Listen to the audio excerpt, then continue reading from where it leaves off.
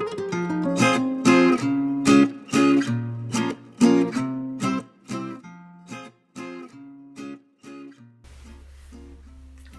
is your girl, Enchantress, the Good Samaritan, out here on these YouTube streets, coming today. And I want to just say, do not allow another person's narrative to be the bulk of your autobiography. What do I mean by that? Don't allow people to dictate to you based on their constructs and their constraints and their restrictions as to what you can become in any scenario or given situation. Not even myself. A lot of times I can come on and share things, and I can do it in a very, unwavering manner.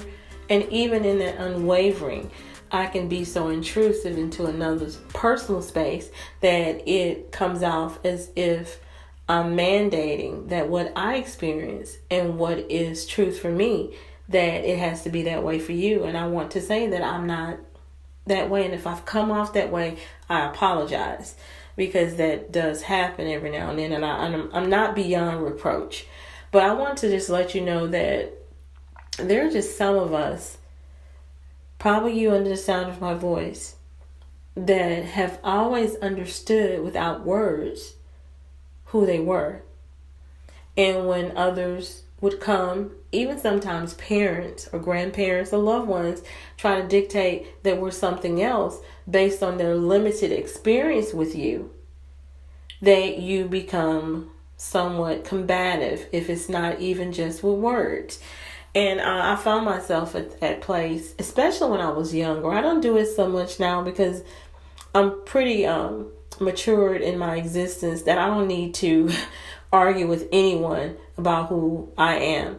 If they vary in their perception, that is just what that is. And if they choose not to be swayed by my, inputting additional information about myself or experiences, then that's on them. I don't care to battle with that, not even on a personal level. And I just want to come and encourage you under the sound of my voice to, if you felt as if you've been oppressed or stressed or depressed by systems in this world, or even your family structure or personal relationships where people want you to conform with their perception of who you are, and you've buckled under that sometimes, don't be hard on yourself, because those of us who know who we are, we tend to be hard on ourselves when we face those moments. And I believe all of us do, because this realm is designed to make you buckle and to be suppressed based on what its agenda is. And not many of us are able to withstand that and stand our ground. So I don't, judge people or point the finger in a downward projection on those who find themselves at the other end of being oppressed or depressed or distressed. I just want to be an encouragement, because we're in an age where those of us who were able to hold on to ourselves, we're finding that we're being transformed into something more powerful than we even ever imagined, and that we're even breaking barriers that we never thought that we could before, that we're breaking the boxes that are set up to contain us. And we're finding that as we begin to break out of these boxes, that we're not alone and they're more like us. We've gone through an age where it felt so lonely because you were so different, or you possessed an aspect of yourself that you understood more than what those who were surrounding you did, that you just wanted to hide and not reveal it. I've been there myself. Well, I began to hide my existence, and that's when I caused myself the most issues in my past. Dimming my light, hiding, as I had been told before. I've had people, in positions of being esteemed in what they do, in music, in business, and these people just look at me and say, why are you hiding? And I no longer do that. If what I do is so illuminous that it causes people to, cower, or even just to shield their eyes or their existence because it's too much, then that means that that's a lesson for the individual as well as myself. I know that there are tuning devices in anything that you're given, and so I just don't want to be blaring. I want to have perpetual balance in my existence, and sometimes just like the sun. Sometimes the sun shines so bright that people just want to scour and don't want to have anything to do with it. Then there are times when the clouds are between us and the sun, and we're able to go about our existence, not phased when that sun is blaring, as if the sun is blaring. So I get it and I understand. And I'm just encouraging you to just be yourself. Allow yourself to flourish and bloom and grow, even when it seems as if it's out of season. Don't allow another person's narrative to be your autobiography. I want to speak about myself because it is most easiest for me. I don't like pointing the finger at others, and sometimes people get overwhelmed with what I share, but it is my life and it's my existence. And like I said before, I'm not hiding anymore. I want to use my natal chart as a means and a way to explain my existence. I know some of you are like, oh gosh, here we go, another astrologer or a person that's into astrology or astronomy. Hold up, if that's you, I just want to inject right now. I understand where you're coming from. I've only been reading my natal chart for about 2 years, so I can understand both ends of the spectrum. But I have to tell you that if you're in that position, you're always tapping into the aspects of the natal chart because you keep the time of day. That's part of natal aspects. You keep the days of the week. Those are parts. You even count the years that you exist, whether it be in the world's time or your own unique way. But you keep an account every single day that you wake up. So to just shower away or cower away from understanding your natal chart, it would be as if an individual, going to a higher institution of learning.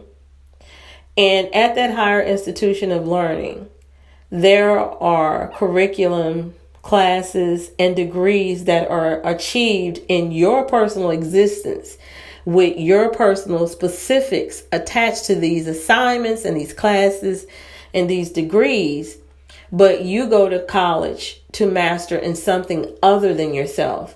And you don't even want to have anything to do with the curriculum and the degrees that are associated with you personally. What sense would that make? So I present it that way. And you may not be moved by what I'm saying, but those that understand get it. Even the elites in these world systems are aware of what their natal chart has to say. And some of them, before they even made choices in worldly decisions, they consulted how their natal aspects lined up. I give that as a fun fact, as my second born grandchild says. But anyway, so I want to use my natal chart as an example. Now, before I proceed, I want to say that there is nothing in this universe or this world that can tell me something new about myself.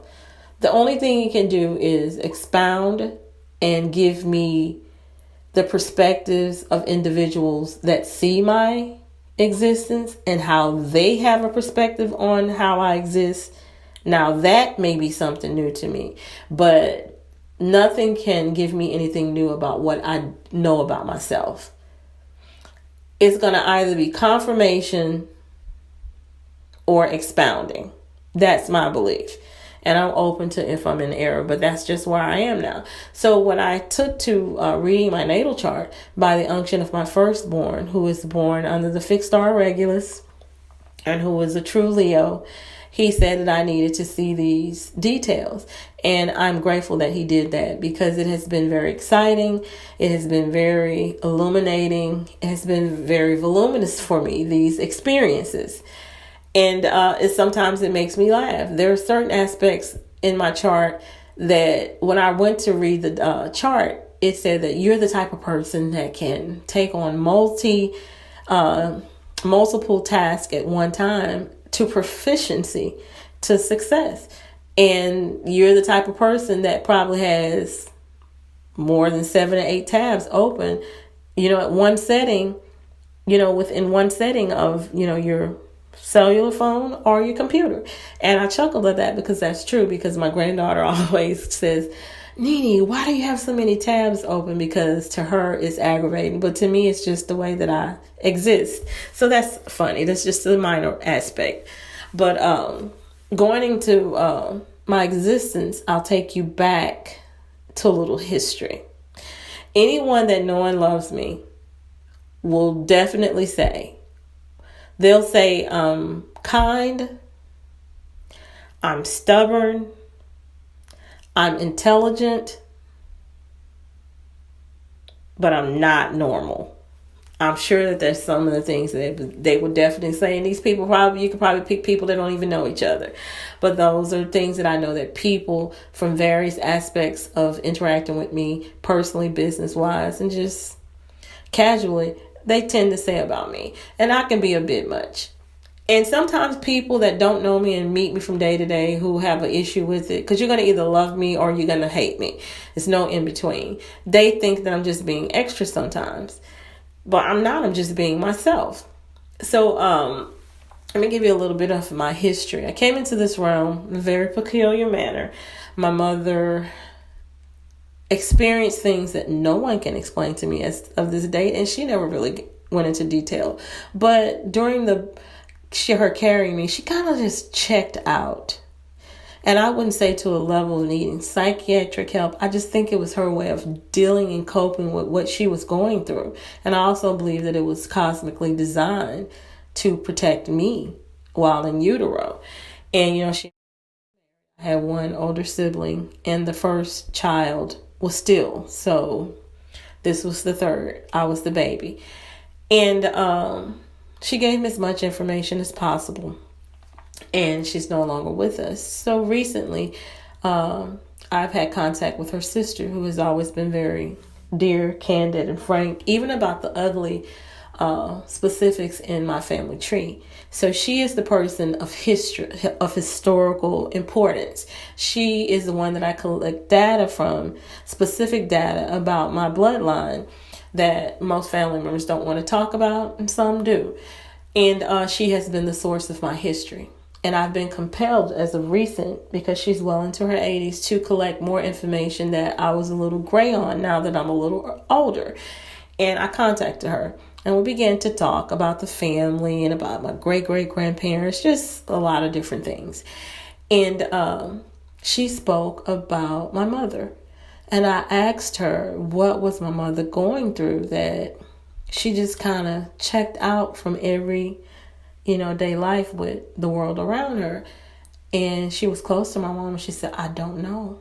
She said, I couldn't tell you. She said, outside of financial burdens, she said, but the pregnancy with you was almost effortless.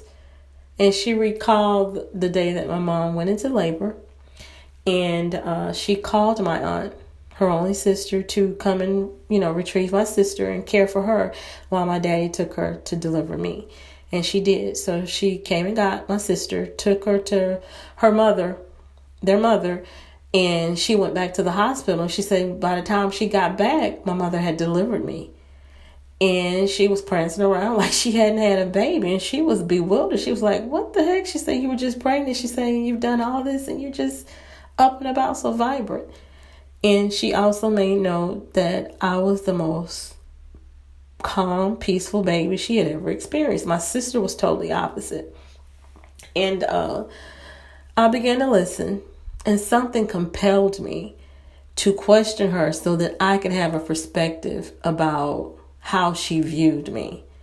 And it didn't matter whether she said something positive or negative. It was just important that her interpretation and testimony be a part of the history that I passed down to my grandchildren, that they could pass down. And I was compelled to ask her one simple question. And she was okay with that. I said, if you could think about that moment that you first saw me and all the experiences that you've had with me up until now. And she laughed and she began to share about all these different things, how even now when the family gathers, they have these same stories about these peculiar supernatural things that I would do. And I was like, yeah, I do. I remember those stories. I say, well, let me ask you this. If it was one word that you would take to sum me up in totality as a person, a being, what would that word be? And she hesitated for a few seconds, and I could feel the warmth from her smile on the other end of the phone because I knew her. And she said, if I had to choose one word, it would be phenomenal. And at that moment, my heart swelled up and it just burst, and I began to weep because it was so precious to me. And I don't normally get like that unless it's personal. And that was very personal. So thinking about that, and reflecting back on when I first viewed my chart, me knowing that I have this, like she chose to use, phenomenal existence, I knew that if this natal chart and this astronomy and astrology was somewhat accurate, it should reveal the phenomenal nature of my existence. So I remember getting my chart and going in and seeing things. I'm like, oh yeah, I get that. Yeah, that's confirmation. But it wasn't until a few months ago that my son called me and he asked me my specifics. And I'm like, son, you know what time I was born. You know I was born. You know what city. Why is he asking me this? And he was quiet for a few minutes. I didn't know he was pulling up my chart. And he said, Mom, excuse me, guys, I dropped the cleaning bottle. But he said, Mom, you have the Star of David in your natal chart. And I was like, oh, yeah? He's like, that's like rare. And I was like, okay. And he's like, he was persistent. And then something told me, come out of yourself and hear his intent. And then I began to pull up the chart to see the sacred geometry in my chart. And I saw the Star of David. And then I began to, because that's the only thing I had access to, was to Google what that meant in your chart. And I found out that it was indeed something rare. And on top of that, I have 2. So we went through that. And that adds to what my aunt said to me. And then I went to look at the other sacred geometry in my chart. All these conjunctions, sextiles, trines, squares. It was a lot going on because I've been doing family members charts. And when it comes to aspects, the way that astro charts had it set up, when it came to aspects, there's usually a certain number of aspects that each chart has on average. But when it got to mine, it was the list just kept going. And I'm like, okay, this is odd. And, I go back to the conversation with my son, and he was sharing with me what it meant. And he was like, Mom, he said, you have a lot going on in your chart. And there is a lot going on. And it lines up with my experiences and what I know about myself. There's a lot going on with me. I'm not easy to swallow. Either you love me unconditionally or you can't stand me. You loathe me. You detest me. You despise me. There's no in between. There's no gray area. Those that love me and adore me is because they value my existence.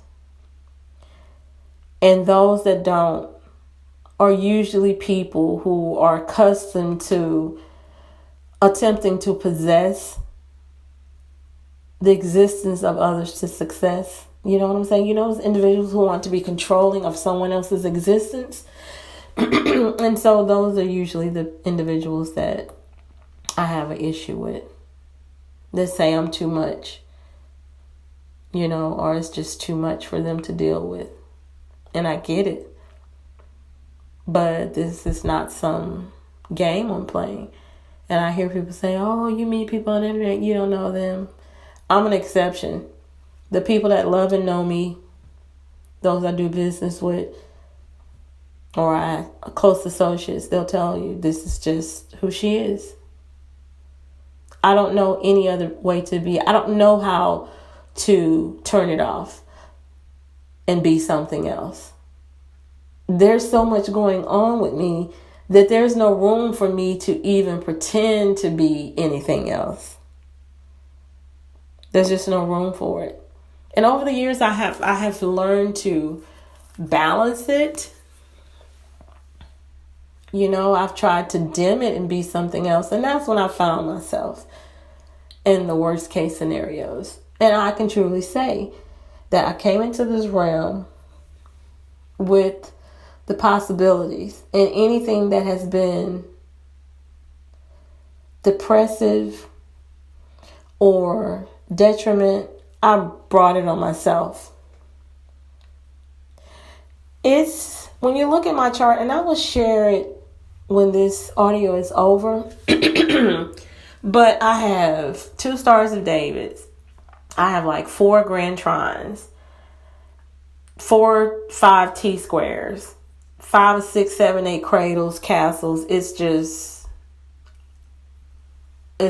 phenomenal, the geometry that's in my chart. And even with the stars of David, it looks as if the hand of God drew the Star of David in my natal chart. And if you look at the houses to the degrees and the aspects, they're identical except for Virgo. One is in Pluto and one is in Uranus. And there's a 4 degrees difference. It's as if the hand of God drew those stars of David to perfection. That is only off 4 degrees and 2 different planets. And to me, that's phenomenal. Anyone else that reads natal charts will possibly agree. You find yourself being that person that I mentioned that adores it and loves it, or that person that despises it. That's just the way it goes. I've even emailed one of the biggest copper-colored astrologers on YouTube streets. They shared how you could email them and pay for a reading of your chart. I emailed that person wanting to pay them to read my chart. When I gave them the specifics, they never contacted me back. And I knew when that happened, I knew they must have seen and that this natal chart must be accurate, because they got a chance to glimpse based on their ability to be able to read charts to see something, and they just say, okay, I don't want to do this for whatever reason. And I get it. So, don't allow people to tell you what you should be. I have had people throughout my existence want to dim me, want me to go this way, do this, do that. And I just don't bend. My ascendant is in Taurus in one natal chart, and the next is Aries. Because there's variances, there's different types of ways you can calculate your aspects in your houses. And either one, I'm either Aries or a Taurus. One in fire and one unmovable in force. Come on now. That tells you a lot about me. But anyway, I only do what it is that I want to do, even in the most aggressive of situations. 7 years of age, a child molester predator attempted to do whatever it was he wanted to do with me with his genitals exposed. I was not touched. I've been faced with a murderer that looked at me and said, I will chop you up and spread you throughout the city that your family will never find you. Not a hair on my head was touched. And they left given a narrative that I was the crazy one. I've been in a scenario where a rapist attempted to rape me, and when I exerted that I knew who I was, he changed his mind and said it wasn't worth it. I have laid down with the devil incarnate and not been incubated with its version of life or a child, that it came to devour my family, and my family was not devoured. I have faced these things and more, and yet I have faced miracles where I have been given information about things that affect the world and still affect the world today before it even happened. And I was able to foretell it, to prophetically utter. I have been able to have access and privy to people's personal lives, able to give them warnings to take heed or not.